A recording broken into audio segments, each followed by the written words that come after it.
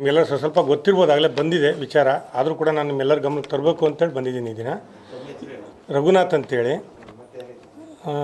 ಭರತ್ ಅಂತೇಳಿ ತಮ್ಮಂದರು, ಅಲ್ಲ ಒಂದು ಫ್ಯಾಮಿಲಿಯವ್ರು ನಾವೆಲ್ಲ. ಇವರು ಕಾರ್ತಿಕ್ ಅಂತ, Dayanand sir. Double tank Sahyadri ಕಾಲೇಜಿಂದ NR ಪುರ ರಸ್ತೆ, ಈಗ ಅಂದರೆ ಅಲ್ಲಿ ಏರ್ಪೋರ್ಟ್ ರಸ್ತೆ ಇದೆಯಲ್ಲ, NR ಪುರ ರಸ್ತೆ, ಅಲ್ಲಿಂದ ಜಸ್ಟ್ ಒಂದು 500 ಮೀಟರ್ ದೂರದಲ್ಲಿ ಸರ್ವೆ ನಂಬರ್, ಊರುಗಳು ಸರ್ವೆ ನಂಬರ್ ಇದು. ಈ CDP ಪ್ಲ್ಯಾನಲ್ಲಿ 1961ನೇ ಇಸ್ವಿಲಿ 1 ಎಕರೆ 22 ಗುಂಟೆ ಅಕ್ವಜಿಷನ್ ಆಗುತ್ತೆ. ಇನ್ನು 3 ಎಕರೆ 15 ಗುಂಟೆ ಜಮೀನು ಇರುತ್ತೆ. ನಂಜುಂಡಾ ಜೋಯ್ಸ್ ಅಂತೇಳಿ ಒಬ್ಬರು ಲ್ಯಾಂಡ್ ಓನರ್ಸ್ ಅವರು, ಅವ್ರ ಹೆಸರಲ್ಲಿ 3 ಎಕರೆ 15 ಗುಂಟೆ ಇರುತ್ತೆ ಸರ್ವೆ ನಂಬರ್ 103ರಲ್ಲಿ.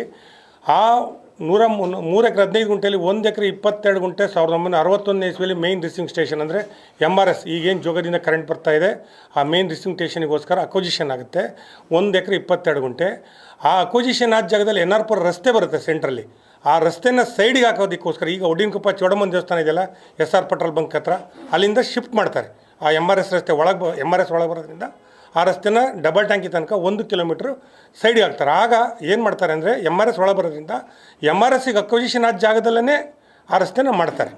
ಆ ರಸ್ತೆನ ಮಾಡಿದ ನಂತರ ಆ ಪರಿಹಾರ ಕೂಡ ಅವತ್ತಿನ ಲ್ಯಾಂಡ್ ಓನರಿಗೆ 1 ಎಕರೆ 22 ಗುಂಟೆ ಪರಿಹಾರ ಕೂಡ ಎಲ್ಲರಿಗೂ ಪಾವತಿಸಿದ್ದಾರೆ. ಇನ್ನೂ ಹೇಳಬೇಕು ಅಂದರೆ ಆ MRS ಒಳಗಡೆ ನಾವೆಲ್ಲ ಇದ್ದವರು, ನಮಗೆಲ್ಲ ಕೂಡ shifting village Odinakoppa MRS shifting village ಆಗಿರೋದು, ನಾವು ಕೂಡ ಅದರ ನಿರಾಶ್ರಿತರೆ. ನೆಕ್ಸ್ಟ್ ಎರಡನೇದಾಗಿ ಏನಾಗುತ್ತೆ ಅಂದರೆ ಆ ರಸ್ತೆ ಆಗುತ್ತೆ. ಆ ರಸ್ತೆ ಆದಮೇಲೆ 1 ಎಕರೆ 22 ಗುಂಟೆ ಪರಿಹಾರ ಕೂಡ ನಂಜುಂಡ ಜೋಯ್ಸ್ ಅವರು ಪಡಿತಾರೆ. ಅಲ್ಲಿಂದ ಮುಂದೆ ಲ್ಯಾಂಡ್ ಟ್ರಿಬ್ಯುನಲ್ ಆಕ್ಟ್ ಬರುತ್ತೆ 1974ನೇ ಇಸ್ವಿಲಿ. ಆ ಸಮಯದಲ್ಲಿ ರೇವಣ್ಣ ಅಂತೇಳಿ ಒಬ್ಬ ವ್ಯಕ್ತಿ ಇರ್ತಾನೆ, ಅವ್ನು ಲ್ಯಾಂಡು ಕಲ್ಟಿವೇಟ್ ಮಾಡ್ತಾ ಇರ್ತಾನೆ, ಅಂದರೆ ರೆಂಟ್ ಲ್ಯಾಂಡ್ ಓನರ್ ಹತ್ರ ಗೇಣಿ ಇರ್ತಾನೆ. ಆ 74ನೇ ಇಸ್ವಿಯಿಂದ ಒಂದು 4-5 ವರ್ಷ ಮುಂಚೆ ಆತ ಸತ್ತೋಗಿರ್ತಾನೆ. ಸತ್ತೋದ್ಮೇಲೆ ಬೊಮ್ಮಣ್ಣ ಅನ್ನೋರು ಬರ್ತಾರೆ. ಬೊಮ್ಮಣ್ಣ ಅಂದರೆ ನಮ್ಮ ಮಾವ, ಇವರ ಅಜ್ಜ ಬರ್ತಾರೆ. ಬಂದಾಗ ಬೊಮ್ಮಣ್ಣ ಅವರು ಗೇಣಿ ಮಾಡ್ತಾ ಇರ್ತಾರೆ ನಂಜುಂಡ ಜೋಯ್ಸ್ ಹತ್ರ 1 ಎಕರೆ 10 ಗುಂಟೆ ಮಾಡ್ತಾ ಇರ್ತಾರೆ. ಈ ಸರ್ವೆ ನಂಬರ್ 103ರಲ್ಲಿ, ಅಂದರೆ 3 ಎಕರೆ 15 ಗುಂಟೆಯಲ್ಲಿ 1 ಎಕರೆ 22 ಗುಂಟೆ ಅಕ್ವಜಿಷನ್ ಆಗಿದೆ. ಇನ್ನು 1 ಎಕರೆ 33 ಗುಂಟೆ ಮಾತ್ರ ಬಾಕಿ ಉಳಿದಿರುತ್ತೆ ಅಲ್ಲಿ. ಅದರಲ್ಲಿ ಇವರು 1 ಎಕರೆ 10 ಗುಂಟೆಯನ್ನು ಕಲ್ಟಿವೇಷನ್ ಮಾಡ್ತಾ ಇದ್ದಾರೆ ಅಂತೇಳಿ land tribunal application ಹಾಕಂತಾರೆ.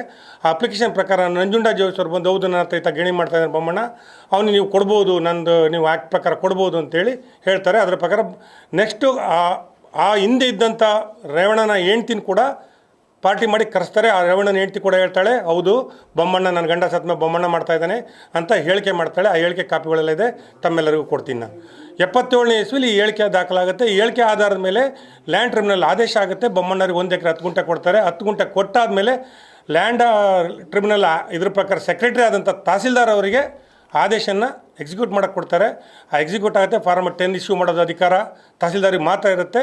Tahsildar form 10 issue ಮಾಡ್ತಾರೆ. 10 ಇಶ್ಯೂ ಆದಮೇಲೆ ಬೊಮ್ಮಣ್ಣವ್ರಿಗೆ ಫಾರ್ಮ್ 10 ಇಶ್ಯೂ ಆಗಿ ಆ ಜಾಗನ ಖಾತೆ ಆಗುತ್ತೆ. ಅಲ್ಲಿಂದ 92ನೇ ತನಕ ಯಾವುದೇ ಸಮಸ್ಯೆ ಇರೋದಿಲ್ಲ, ಎಲ್ಲರೂ ಸುಮ್ಮನೆ ಇರ್ತಾರೆ. ಇನ್ನು ಉಳಿದಿರೋಂಥ 23 ಗುಂಟೆ ಜಾಗ ಉಳಿದಿರುತ್ತೆ ಅಲ್ಲಿ. 1 ಎಕರೆ ಅಕ್ವಜಿಷನ್ ಆಗಿ 1 ಎಕರೆ 22 ಗುಂಟೆ ಅಕ್ವಜಿಷನ್ಗೆ ಇನ್ನು ಉಳಿಯೋದು 1 ಎಕರೆ 33 ಗುಂಟೆಯಲ್ಲಿ 1 ಎಕರೆ 10 ಗುಂಟೆ ಬೊಮ್ಮಣ್ಣಗೆ ಹೋದ್ರೆ ಇನ್ನು ಕೇವಲ 23 ಗುಂಟೆ ಮಾತ್ರ ಉಳಿದಿರುತ್ತೆ. 64ನೇ ಇಸ್ವಿಯಲ್ಲಿ ರೋಡ್ ಕೂಡ ಆಗೋಗುತ್ತೆ. 1 ಎಕರೆ 22 ಗುಂಟೆ ರೋಡ್ ಕೂಡ ಆಗೋಗುತ್ತೆ. ಅದನಂತರ ಇನ್ನು ಉಳಿದಿರೋ 23 ಗುಂಟೆ ಮಲ್ಲೇಶಪ್ಪ, ಭೀಮಪ್ಪ, ನಿಂಗಪ್ಪ ಅನ್ನೋ ಕೆಲವರು ಆ ಜಾಗದಲ್ಲಿ ಉಳುಮೆ ಮಾಡ್ಕೊತ ಇರ್ತಾರೆ. ಅವರ ಮೇಲೆ ಅದು ಆವಾಗ 91ನಲ್ಲಿ ಮತ್ತೆ ಆ್ಯಕ್ಟ್ ಬರುತ್ತೆ. ಮತ್ತೆ ಲ್ಯಾಂಡ್ ಟ್ರಿಬ್ಯುನಲ್ ಅಪ್ಲಿಕೇಶನ್ ಯಾರು ಕೈ ಬಿಟ್ಟಿದ್ದಾರೆ ಹಾಕಿ ಅಂತ ಬರ್ತಾರೆ. ಫಾರ್ಮ್ ನಂಬರ್ 1ನಲ್ಲಿ ಅಂತ ಕಾಣುತ್ತೆ, ಹಾಕ್ತಾರೆ. ಆವಾಗ ಈ ರಂಗಮ್ಮ ಇದ್ದವಳು ಮತ್ತೆ ಅಪ್ಲಿಕೇಶನ್ ಹಾಕುತ್ತೆ. ನಾನು ಇಲ್ಲ ಅಂತ ಹೇಳಿಕೆ ಕೊಟ್ಟು ಲ್ಯಾಂಡ್ ಟ್ರಿಬ್ಯುನಲ್ಗೆ ಹೇಳಿಕೆ ಕೊಟ್ಟಂಥ 77ನೇ ಇಸ್ವಿ ಕೊಟ್ಟಂಥ ರಂಗಮ್ಮ ಮತ್ತೆ ಅಪ್ಲಿಕೇಶನ್ ಹಾಕಂತಾಳೆ. ಅವರೇ ಕುಟುಂಬದವ್ರು 23 ಗುಂಟೆ ಮಾಡ್ತಾ ಇರ್ತಾರೆ. ಅಂದರೆ ಅವರು ಬೇರೆ, ಅವರ ಚಿಕ್ಕ ದೊಡ್ಡಪ್ಪನ ಮಕ್ಕಳು ಮಾಡ್ತಾ ಇರ್ತಾರೆ, ಮಲ್ಲೇಶಪ್ಪ ಅನ್ನೋ ಬೇರೆ ವ್ಯಕ್ತಿಗಳು. ಆ ಲ್ಯಾಂಡ್ ಟ್ರಿಬ್ಯುನಲ್ ಹಾಕಂತಾರೆ. 1 ಎಕರೆ ಇದು ಮಾಡ್ಕೊತಾರೆ, ಆರ್ಡ್ರ್ ಮಾಡಿಸ್ಕೊಂತಾರೆ ಲ್ಯಾಂಡ್ ಟ್ರಿಬ್ಯುನಲಲ್ಲಿ. ಸ್ಥಳ ಪರಿಶೀಲನೆ ಮಾಡಲ್ಲ, ಏನೂ ಮಾಡಲ್ಲ. 23 ಗುಂಟೆ ಇದ್ದಕ್ಕೆ 1 ಎಕರೆ 27/4/92ರಲ್ಲಿ ಆದೇಶ ಮಾಡ್ತಾರೆ ಅವತ್ತಿನ AC ಲ್ಯಾಂಡ್ ಟ್ರಿಬ್ಯುನಲ್ ಇದ್ದಂಥವ್ರು.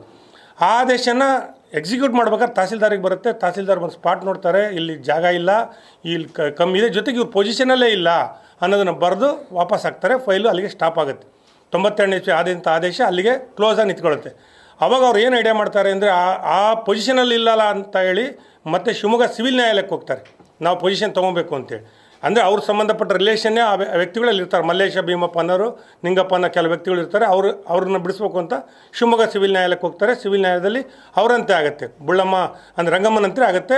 ಆ ಆದೇಶನ ಪ್ರಶ್ನೆ ಮಾಡಿ ನಿಂಗಪ್ಪ ಮತ್ತು ಮಲ್ಲೇಶಪ್ಪ ಇನ್ನಿತರು ಹೈಕೋರ್ಟಿಗೆ ಹೋಗ್ತಾರೆ. ಹೈಕೋರ್ಟ್ ಕ್ಲಿಯರಾಗಿ ಹೇಳುತ್ತೆ, ನೀವು ಹಿಂದೆ ಈ ಥರ ಹೇಳಿಕೆ ಕೊಟ್ಟು ಎಲ್ಲ ಕ್ಲೋಸ್ ಆಗಿ ನಿಮ್ದು ಇಲ್ಲಿ ಯಾವುದೇ ಜಾಗ ಇಲ್ಲ ಅಂತೇಳಿ ಹೈಕೋರ್ಟ್ 2013ನೇ ಇಸ್ವಿ ಆಗಸ್ಟ್ 13ನೇ ತಾರೀಕು ಆದೇಶ ಮಾಡುತ್ತೆ, ನಿಮ್ಮನ್ನು ನೀವು ಇಲ್ಲಿಲ್ಲ ಇಲ್ಲಿ ಅವರ ಆದೇಶ ಮಾಡಿರೋದು ತಪ್ಪು, ಲ್ಯಾಂಡ್ ಟ್ರಿಬ್ಯುನಲ್ ಆದೇಶ ಮಾಡಿರೋದು ಕೂಡ ತಪ್ಪು, ನೀವು ಲ್ಯಾಂಡಲ್ಲೇ ಇಲ್ಲ ನೀವು ಅನ್ನೋದನ್ನು ಆದೇಶ ಮಾಡಿ ಅವ್ರನ್ನ ಕಳಿಸುತ್ತೆ.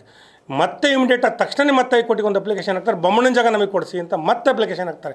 ಅದೇ ಹೈಕೋರ್ಟಲ್ಲಿ ಹಾಕ್ತಾರೆ. ಅಂದರೆ ಹೈಕೋರ್ಟ್ ಬೊಮ್ಮಣ್ಣ ಮೇಲೆ ಹಾಕಲ್ಲ, ಸರ್ಕಾರದ ಮೇಲೆ ಹಾಕ್ತಾರೆ. ಸರ್ಕಾರ, ಕರ್ನಾಟಕ ಸರ್ಕಾರ ಮತ್ತು ಲ್ಯಾಂಡ್ ಟ್ರಿಬ್ಯುನಲ್ ಮೇಲೆ ಹಾಕ್ತಾರೆ. ತಕ್ಷಣ ಲ್ಯಾಂಡ್ ಟ್ರಿಬ್ಯುನಲ್ ಅವರು ಅಲ್ಲಿದ್ದಂಥ ಇವರು ಕೋರ್ಟ್ ಅವಾಗ ಮತ್ತೇನು ಮಾಡ್ತಾರೆ, ನೀವು 33 ವರ್ಷ ಇದೆ ಅಪ್ರೋಚ್ ಮಾಡಿರೋದು ಕೂಡ ತಪ್ಪು, ನೀವು ಕೇಳ್ತಾ ಇರೋದು ಕೂಡ ತಪ್ಪು ಅಂತೇಳಿ ಮತ್ತೂ ಕೂಡ ಅವ್ರು ಅರ್ಜಿನ ವಜಾ ಮಾಡುತ್ತೆ. ಅಷ್ಟಕ್ಕೂ ಸುಮ್ಮನಾಗೋದಿಲ್ಲ ಅವರು. ಮತ್ತೆ ಶಿವಮೊಗ್ಗ ಕೋರ್ಟಿಗೆ ಬರ್ತಾರೆ, ಮತ್ತೆ ಬೊಮ್ಮಣ್ಣನ ಮೇಲೆ ನನ್ನ ಪೊಸಿಷನ್ ಬಿಡಿಸ್ಕೊಡಿ ಅಂತ ಅಪ್ಲಿಕೇಶನ್ ಶಿವಮೊಗ್ಗದಲ್ಲಿ ಹಾಕ್ತಾರೆ. ನಾವು ಹೈಕೋರ್ಟಲ್ಲಿ ಈ ಥರ ಆಗಿದೆ ಅಂತೇಳಿ ಶಿವಮೊಗ್ಗ ಕೋರ್ಟಲ್ಲಿ ನಾವು ಗಮನಕ್ಕೆ ತರ್ತೀವಿ. ಶಿವಮೊಗ್ಗ ಕೋರ್ಟಲ್ಲಿ ತರದಂಗೆ ಶಿವಮೊಗ್ಗ ಕೋರ್ಟ್ ದಂಡ ಹಾಕತ್ತವರಿಗೆ ನೀವು ಮಾಡ್ತಾ ನ್ಯಾಯಾಂಗನಿಂದನೇ ಮಾಡ್ತಾ ಇದ್ದೀರಾ, ನೀವು ಹೈಕೋರ್ಟಲ್ಲಿ ಆಗಿರೋಂಥ ಆದೇಶನ ಶಿವಮೊಗ್ಗ ಕೋರ್ಟಿಗೆ ತಂದಿರೋ ತಪ್ಪು ಅಂತ ಹೇಳ್ತಿದ್ದಂಗೆ ಗೊತ್ತಾಗಿದೆ. ಅಪ್ಲಿಕೇಶನ್ ವಾಪಸ್ ತಗೊಳಕ್ಕೆ ಹೋಗ್ತಾರೆ. ವಾಪಸ್ ತಗೊಳಕ್ಕೆ ಹೋದಾಗ ಕೋರ್ಟ್ ನಾವು ಬಿಡೋದಿಲ್ಲ, ಯಾಕೆ ಅಪ್ಲಿಕೇಶನ್ ವಾಪಸ್, ನಾವು ನ್ಯಾಯಾಂಗನಿಂದನೇ ಕೇಸ್ ಮಾಡ್ತೀವಿ ಅಂತ. ಆದರೆ ಕೋರ್ಟ್ ಹೇಳುತ್ತೆ ಅಪ್ಲಿಕೇಶನ್ ಅವ್ರು ವಾಪಸ್ ತೊಗೊಬೋದು, ಆದರೆ ನಾವು ದಂಡ ವಿಧಿಸ್ತೀವಿ ಅವ್ರ ಮೇಲೆ ಅಂತ ದಂಡ ವಿಧಿಸುತ್ತೆ. ನಮಗೆ 3,000 ರೂಪಾಯಿ ದಂಡ ಕೂಡ ಕೊಡಿಸುತ್ತೆ ಆ ಕೋರ್ಟ್ ಸಂಬಂಧ. ಆ ವಿಚಾರವಾಗಿ ಬುಳ್ಳಮ್ಮನಿಂದ ರಂಗಮ್ಮನ ಮಗಳು, ಅವತ್ತು ರಂಗಮ್ಮ ಸತ್ತೋಗಿರ್ತಾರೆ, ಅದರಿಂದಾಗಿ ಬುಳ್ಳಮ್ಮ ಮತ್ತು ಇತರ ಒಂದು 5-6 ಜನ ಇರ್ತಾರೆ ಅವ್ರ ಮಕ್ಕಳು. ಆ ವಿಚಾರ 3,000 2020ನೇ ಇಸ್ವಿಲಿ ದಂಡ ಹಾಕುತ್ತೆ. 20ನೇ ಇಸ್ವಿ ದಂಡನ ನಮಗೆ ಕೊಡ್ತಾರೆ, 6,000 ಭರ್ತನಿಗೆ ಕೊಡ್ತಾರೆ, ದೊಡ್ಡಪ್ಪನಿಗೆ ಕೊಡ್ತಾರೆ. ಆ 3,000 ದಂಡ ಕಟ್ಟಿ ಕೂಡ 3 ವರ್ಷ ಸುಮ್ಮನೆ ಇರ್ತಾರೆ. 23ನೇ ಇಸ್ವಿಯಲ್ಲಿ ಮತ್ತೆ ಹೋಗ್ತಾರೆ ಲ್ಯಾಂಡ್ ಟ್ರಿಬ್ಯುನಲ್ ಎ ಸಿ ಆದಂಥ ರವಿಚಂದ್ರ ನಾಯಕ್ ಅಂತ ಹೋಗ್ತಾರೆ. ರವಿಚಂದ್ರ ನಾಯಕ್ ಏನು ಹೇಳಿದ್ದಾರೆ ಏನು ಬಿಟ್ಟಿದ್ದಾರೆ ನನಗಂತೂ ಗೊತ್ತಿಲ್ಲ. 22ನೇ ಇಸ್ವಿ 92ನೇ ಇಸ್ವಿಲಿ ಆದ ಆರ್ಡ್ರನ್ನ ಮತ್ತೆ ಮಾಡಿಕೊಡಿ ಅಂತ ಅಪ್ಲಿಕೇಶನ್ ಕೊಡ್ತಾರೆ. ಆ ಆದೇಶನ ಅವತ್ತಿನ ಎ ಸಿ ಆದಂಥ ರವೀಂದ್ರಚಂದ್ರ ನಾಯಕ್ ಅವರು ಆದೇಶನ ಎಕ್ಸಿಕ್ಯೂಟ್ ಮಾಡೋಕ್ಕೋಸ್ಕರ ಒಂದು ಹೊಸದು ತಹಸೀಲ್ದಾರ್ ಲೆಟ್ರ್ ಬರೀತಾರೆ. ಆದರೆ ಆ ಲೆಟ್ರ್ ತಹಸೀಲ್ದಾರಿಗೆ ಕೂಡ ಮುಟ್ಟೋದಿಲ್ಲ. ಅವರೇ ಆಟೋಜಿನ್ ಅಂತೇಳಿ ಒಂದು ಇದು ಬರುತ್ತೆ, ಇದರಲ್ಲಿ ಅವರೇ ಖಾತೆ ಮಾಡಿಕೊಡ್ತಾರೆ. ಖಾತೆ ಮಾಡಿಕೊಡುವಾಗ ಏನು ತಪ್ಪು ಮಾಡಿದ್ದಾರೆ, ಅಲ್ಲೂ ನಿಯಮಗಳಿಗೆ ಉಲ್ಲಂಘನೆ ಆಗಿದೆ. ಎ ಸಿ ಅವರು ಲ್ಯಾಂಡ್ ಟ್ರಿಬ್ಯುನಲ್ ಅಧ್ಯಕ್ಷರಿದ್ದಾರೆ, ಅದಕ್ಕೂ ಸದಸ್ಯರಿದ್ದಾರೆ, ಅದಕ್ಕೂ ನಿಯಮಾವಳಿಗಳಿದೆ. ಏನು ನಿಯಮಾವಳಿಗಳಿದೆ, ಆದೇಶ ಮಾಡ್ಬೋದು ಅಷ್ಟೇ ಲ್ಯಾಂಡ್ ಟ್ರಿಬ್ಯುನಲ್. ಯಾವುದೇ ಕಾರಣಕ್ಕೂ ಎಕ್ಸಿಕ್ಯೂಟ್ ಮಾಡೋದಕ್ಕೆ ತಹಸೀಲ್ದಾರ್ ಆದಂಥ ಲ್ಯಾಂಡ್ ಟ್ರಿಬ್ಯುನಲ್ ಸೆಕ್ರೆಟರಿ ಅವರು ತಹಸೀಲ್ದಾರ್ ಎಕ್ಸಿಕ್ಯೂಟ್ ಮಾಡಬೇಕು. ಫಾರ್ಮಟ್ 10 ಕೊಡಬೇಕು. ಫಾರ್ಮಟ್ 10 ಅಂದರೆ ಅದು ಹಕ್ಕುಪತ್ರ ಅಂತಾರೆ. ಫಾರ್ಮಟ್ 10 ಯಾವುದೇ LRF ಜಮೀನುಗಳಿಗೆ ಫಾರ್ಮಟ್ 10 ಅಂದರೆ ಅದೊಂದು ಹಕ್ಕುಪತ್ರ ಅಂತ ಸರ್ಕಾರದಿಂದ ಆ ಜಮೀನಲ್ಲಿ ಆತ ಇರೋನಿಗೆ ಹಕ್ಕುಪತ್ರ ಕೊಡು. ಆ ಹಕ್ಕುಪತ್ರ ಫಾರ್ಮಟ್ 10 ಸಬ್ ರಿಜಿಸ್ಟ್ರ್ ಆಫೀಸಿಗೆ ಹೋಗಬೇಕು. ಸಬ್ ರಿಜಿಸ್ಟ್ರ್ ಆಫೀಸಿಂದ ನೆಕ್ಸ್ಟು ಡಿ ಡಿ ಎಲ್ ಆರ್ಗೆ ಹೋಗಬೇಕು. ಅದೆಲ್ಲ ಸ್ಕೆಚ್ ಆಗಬೇಕು. ಇದನ್ನೆಲ್ಲ ಯಾವುದೂ ನಿಯಮಗಳನ್ನು ಪಾಲನೆ ಮಾಡಲ್ಲ. ಫಾರ್ಮಟ್ 10 ಹಕ್ಕುಪತ್ರ ಕೊಡಲ್ಲ. ಏನೂ ಇಲ್ಲದಲ್ಲ 23 ಎಲೆಕ್ಷನ್, ವಿಧಾನಸಭೆ ಎಲೆಕ್ಷನ್ ನಡೆಯೋ ಟೈಮಲ್ಲಿ ಇವರು ಆಟೋಜನ್ ಅಂತ ಇವರಿಗೊಂದು ಅಧಿಕಾರ ಇರುತ್ತೆ ಎ ಸಿ ಅವರಿಗೆ. ಆ ಅಧಿಕಾರನ ಬಳಸಿ ಡೈರೆಕ್ಟ್ ಆದೇಶದ ಮೇಲೆ ಖಾತೆ ಮಾಡಿಕೊಡ್ತಾರೆ. ಇಷ್ಟೆಲ್ಲ ಆದಮೇಲೆ ನಾವು ಅದಕ್ಕೂ ಕೂಡ ನಮ್ಮದಕ್ಕೇನು ಬಂದಿಲ್ಲ. ಸರ್ವೆ ನಂಬರ್ 100 ನಮ್ಮದಾಗಲೇ ಡಿವೈಡ್ ಆಗಿರುತ್ತೆ. ನಮ್ಮ ನಂಬರು ಅವ್ರ ನಂಬರು ಸರ್ವೆ ನಂಬರ್ 103 ಇದ್ದರೂ ಕೂಡ ನಾವು 100/2 ಆಗಿ ನಾವು ಲೇಔಟ್ ಕೂಡ ಮಾಡಿರ್ತೀವಿ. ಅದರಲ್ಲಿ ಲೇಔಟ್ ಮಾಡಿ ರೈಸ್ ಮಿಲ್ ಕೂಡ ನಮ್ಮ ಇವ್ರ ತಂದೆ ಮಂಜುನಾಥ್ ಅನ್ನೋರು 40 ವರ್ಷದಿಂದ ರೈಸ್ ಮಿಲ್ ಮಾಡಿರ್ತಾರೆ. ಅದರಲ್ಲಿ ನಮ್ಮನ್ನು 1 ಎಕರೆ 10 ಗುಂಟೆಯಲ್ಲಿ ಆ 1 ಎಕರೆ 10 ಗುಂಟೆ ರೇಸ್ ಮಿಲ್ ಇವತ್ತಿಗೆ ಕೂಡ ಇದೆ. ಈಗ ಹೋಗ್ತಾ ಪರಿಶೀಲನೆ ಮಾಡ್ಬೋದು. ಆ 1 ಎಕರೆ 10 ಗುಂಟೆ ರೇಸ್ ಮಿಲ್ ಇದ್ದಂಥ ಜಾಗದಲ್ಲಿ ಈಗ ರೇಸ್ ಮಿಲ್ ತಂದೆ ತುಂಬ ಚಿಕ್ಕ ವಯಸ್ಸಲ್ಲಿ ತೀರ್ಕೊಂಡಿದ್ದಾಗಿ ಆ ರೇಸ್ ಮಿಲ್ ನಡೆಸೋಕ್ಕಾದ್ರೆ ಸ್ಟಾಪ್ ಮಾಡಿದ್ವಿ. ಗೋಡನಿಗೆ ಬಾಡಿಗೆ ಕೊಟ್ಟಿದ್ವಿ ಈಗ ನಾವು ಪ್ರೆಸೆಂಟ್. ಅನಂತರ ಏನಾಗುತ್ತೆ ಅಂದರೆ ಆ ಜಾಗನ ಇವರು ಸರ್ವೆ ನಂಬರ್ 103/1 ಎಲ್ಲ ತಪ್ಪುಗಳು ಹೇಳಿ ಸರ್ವೆ ನಂಬರ್ 103/1ರಲ್ಲಿ 103/2 ಇದಕ್ಕೂ ಸಂಬಂಧ ಇಲ್ಲ. ರಸ್ತೆ ಮತ್ತು ಇನ್ನೊಬ್ಬ ಇರೋಂಥ ಜಾಗನ ರಸ್ತೆನೇ ಕ್ಲಿಯರಾಗಿ ಮಾಡಿಕೊಡ್ತಾರೆ. ಇದನ್ನು ತಾವೆಲ್ಲರೂ ಆಮೇಲೆ ಬೇಕಾದ್ರೆ ರೆಕಾರ್ಡ್ ಕೊಡ್ತೀನಿ, ಗಮನ ಮಾಡ್ಬೋದು. ಇದು ಶಿವಮೊಗ್ಗ CDP. ಈ CDPಯಲ್ಲಿ ಕ್ಲಿಯರಾಗಿ ರಸ್ತೆ ಮತ್ತು NRSಗೆ ಇದೆ ಮತ್ತು ಅಕ್ವಜಿಷನ್ ಆಗಿರೋದು 1961ನೇ ಇಸ್ವಿಲಿ ಇದು ಅಕ್ವಜಿಷನ್ ಆಗಿರೋ ಜಾಗ. ಇದನ್ನು ಕೂಡ ತಮಗೆಲ್ಲರಿಗೂ ರೆಕಾರ್ಡ್ ಕೊಡ್ತೀನಿ ನಾನು. ಇಷ್ಟ ಆದ ಮೇಲೂ ಕೂಡ ಎ ಸಿ ಅವರು ಆ ಲ್ಯಾಂಡ್ ಟ್ರಿಬ್ಯುನಲ್ ನಿಯಮಾವಳಿಗಳನ್ನು ಕೂಡ ಗಮನಕ್ಕೆ ತಗೊಳ್ಳಲ್ಲ. ಅದನ್ನು ಕೂಡ ಬಿಟ್ಬಿಟ್ಟು ತೆಗೆದಾಕ್ಬಿಟ್ಟು ಅವರೇ ಖಾತೆ ಮಾಡಿಕೊಟ್ಟಿದ್ದಾರೆ. ಇಷ್ಟೂ ನಾನು 15ನೇ ತಾರೀಕು DC ಅವ್ರ ಗಮನಕ್ಕೆ ತಂದಿದ್ದೀನಿ. DC ಅವರು ತಕ್ಷಣ ನಾನು ಕ್ರಮ ತೊಗೊತೀನಿ ಅಂತ ಹೇಳಿದ್ರು.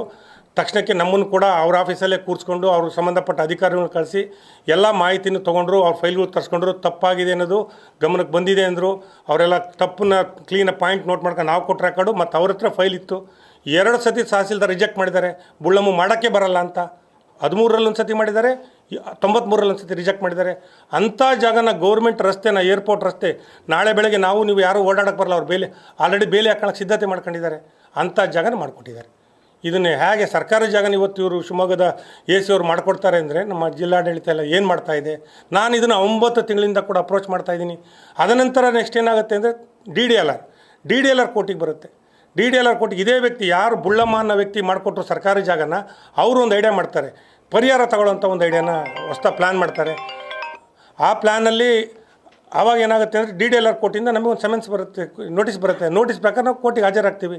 ನಾವು ಡಿ ಡಿ ಎಲ್ ಆರ್ಗೆ ಅಪ್ರೋಚ್ ಮಾಡ್ತೀವಿ, ಸರ್ ಈ ಥರ ಇಲ್ಲಿದೆ, ಈ ಥರ ರಸ್ತೆ ಆಗಿದೆ, ಈ ಜಾಗ ಮಾಡಿಕೊಟ್ಟಾರೆ ಎ ಸಿ ಅವರು, ಫಾರ್ಮೆಟ್ 10 ಇಲ್ಲ, ಡಿ ಡಿ ಎಲ್ ಆರಿಂದ ಸ್ಕೆಚ್ ಕೂಡ ಆಗಿಲ್ಲ, ನೀವು ಯಾವ ಥರ ನಮಗೆ ನೋಟಿಸ್ ಕೊಟ್ಟಿದ್ದೀರಾ, ತಪ್ಪಲ್ವ ನೀವು ಮಾಡಿಕೊಟ್ರೆ ಅಂದರೆ, ಇಲ್ಲ ನಾನು ಪೊಸಿಷನ್ ನೋಡ್ತೀನಿ ಅಂತ ಹೇಳಿದ್ರು. ಸರಿ ಬನ್ನಿ ಅಂತ ಕರ್ಕೊಂಡ್ವಿ. ನೋಟಿಸ್ ಕೊಟ್ಟಿದ್ದಾರೆ ನಮಗೆ, ಅವ್ರು ಪೊಸಿಷನ್ಗೆ ಬರ್ತೀನಿ ಅಂತ. ಆ ನೋಟಿಸ್ ಇಟ್ಕೊಂಡು ಬಂದರು ಅವ್ರು ನಮ್ಮ ಹತ್ರ. ಪೊಸಿಷನ್ ನೋಡಿದ್ರು, ರೋಡ್ ಇದೆಯಲ್ಲ ಇಲ್ಲಿ ಹಿಂಗೆಲ್ಲ ಆಗ್ಬಿಟ್ಟಿದೆಯಲ್ಲ, ಯಾವ ಥರ ಇದು ಹೆಂಗೆ ಮಾಡ್ಕೊಟ್ಬಿಟ್ರು ಎ ಸಿ ಅವ್ರಲ್ಲ ಅಂತ ಅವರೇ ಹೇಳಿದ್ರು ಅಂತ ವ್ಯಕ್ತಿ. ಮಾರನೇ ದಿನ ಅವ್ರ ಹತ್ರ ನಾವು ಹೋಗಿ ಕೇಳ್ತೀವಿ. ಅವ್ರು ಏನು ಹೇಳ್ತಾರೆ ನಮಗೆ ಅಂದರೆ, ಮೂವರು ಒಂದು ಕೆಲಸ ಮಾಡಿ, ಮೂವರು ಇದ್ದೀರಾ, ಮೂವರು ಅರ್ಧ ಹಂಚ್ಕೊಂಡು ನಿಮಗೀಗ ಇಲ್ಲಿ ಎಷ್ಟಿದೆ ವ್ಯಾಲ್ಯೂ ಅಂತ ಕೇಳಿದ್ರು. ಒಂದು 6,000 ರೂಪಾಯಿ ಅಡಿಯಿದೆ ಸರ್ ಇಲ್ಲಿ ಅಂತ ಹೇಳಿದ್ವಿ. ನಿಮ್ಮದು 6,000 ರೂಪಾಯಿ 1 ಎಕರೆ ಗುಂಟೆ, ನೀವು ಒಂದು ಕೆಲಸ ಮಾಡಿ ಡೈರೆಕ್ಟಾಗಿ ಹಿಂಗೆ ಹಂಚ್ಕೊಬಿಡಿ, ನಾನು ತುಂಡು ಮಾಡಿ ಕೊಟ್ಬಿಡ್ತೀನಿ, ಆಮೇಲೆ ಪರಿಹಾರ ಕೇಳಿದ್ರೆ 8,000 ರೂಪಾಯಿ ಮೇಲೆ ಪರಿಹಾರ ಬರುತ್ತಂತಲ್ಲ ಅಲ್ಲಿ ನಿಮಗೆ ಅಂತ ಡಿ ಡಿ ಎಲ್ ಆರ್ ನಮಗೆ ಸಜೆಷನ್ ಕೊಟ್ಟರು. ನಾವು ಹೇಳಿದ್ವಿ ನಮಗೆ ಪರಿಹಾರ ಬೇಡ, ಸರ್ಕಾರದ 2ನೇ ಸತಿ ಪರಿಹಾರ ಪಡ್ಕೊಳ್ತಾ ಮೂರ್ಖರಲ್ಲ ನಾವು, ದಯವಿಟ್ಟು ನಮ್ಮ ಪೋಡನ್ನ ಕ್ಯಾನ್ಸಲ್ ಮಾಡಬೇಡಿ, ನಿಮ್ಗೆ ಅಧಿಕಾರನೂ ಇಲ್ಲ, ನಿಮ್ಮ ಅಧಿಕಾರ ವ್ಯಾಪ್ತಿ ಮೀರು ಮಾಡ್ತಾಯಿದ್ದೀರಾ, ತಪ್ಪಾಗುತ್ತೆ, ನೀವು ಮಾಡಬೇಡಿ ಅಂತೇಳಿ ಅಷ್ಟೂ ರೆಕಾರ್ಡ್ಸನ್ನು ಡಿ ಡಿ ಎಲ್ ಆರ್ ಕೋರ್ಟಿಗೆ ಕೂಡ ಕೊಡ್ತೀವಿ, ಲಾಯರ್ ಮುಖಾಂತರ ಕೊಡ್ತೀವಿ, ಶ್ರೀಪಾದ್ ಲಾಯರ್ ಮುಖಾಂತರ ನಾವು ಅವ್ರಿಗೆ ಕೊಡ್ತೀವಿ.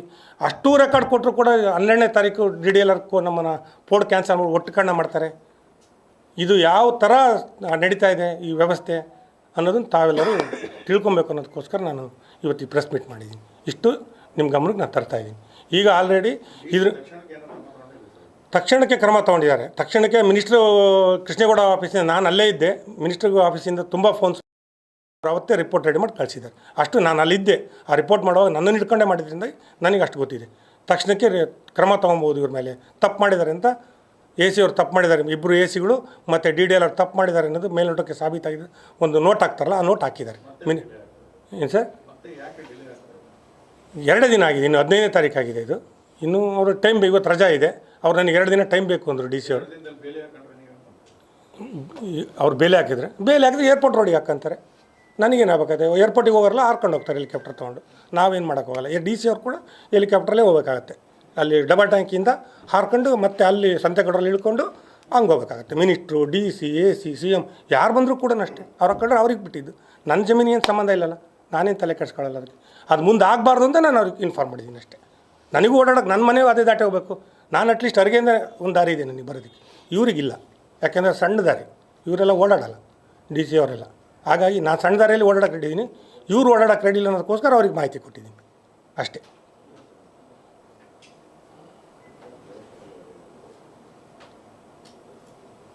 ಈ ವಿಚಾರ ನಾನು ಹೇಳಿದ ಅಷ್ಟಕ್ಕೂ ರೆಕಾರ್ಡ್ ಕೊಡ್ತೀನಿ, ತಾವೆಲ್ಲ ಪರಿಶೀಲನೆ ಮಾಡ್ಬೋದು. ಅಷ್ಟು ರಿಪೋರ್ಟ್ ನಾನೇನು ಅದೇ ಸಂಕ್ಷಿಪ್ತವಾಗಿ ಎಲ್ಲ ಬರೆದು ಡಿ ಸಿ ಅವ್ರಿಗೆ ಕೊಟ್ಟಿದ್ದೀನಿ. 3 ಭಾಗ ಆಗಲ್ಲ, 1 ನೋಡಿ, ನಾನು ಕ್ಲಿಯರ್ ಇನ್ನೊಂದು ಸತಿ ಹೇಳ್ತೀನಿ ಕೇಳಿ. ನಂಜುಂಡ ಜೋಯಿಸ್ ಅವ್ರಿಗೆ 60ನೇ ಇಸ್ವಿಯಲ್ಲಿ ನಂಜುಂಡ ಜೋಯಿಸ್ ಓನರ್ ಅಲ್ಲ, ಅದೆಷ್ಟು ಲ್ಯಾಂಡ್ ಇದೆ ಅಂತ ಗೊತ್ತಾಗಬೇಕಲ್ಲ ನಿಮಗೆ.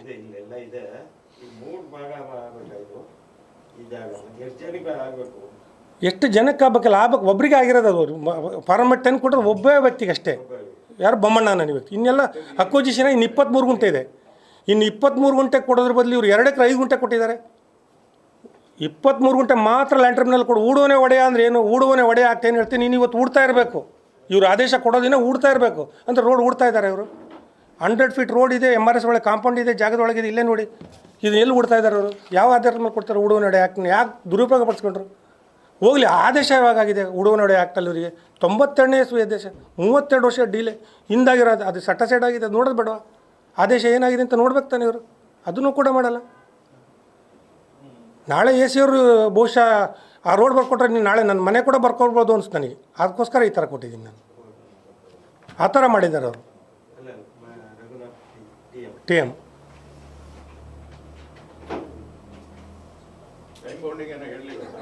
ನನಗೆ ಅವತ್ತು ಹೇಳಿದಾಗ ಒಂದು 24 hours ಅಂದರು. ನೆನ್ನೆ ಕೂಡ ಡಿ ಸಿ ಅವ್ರು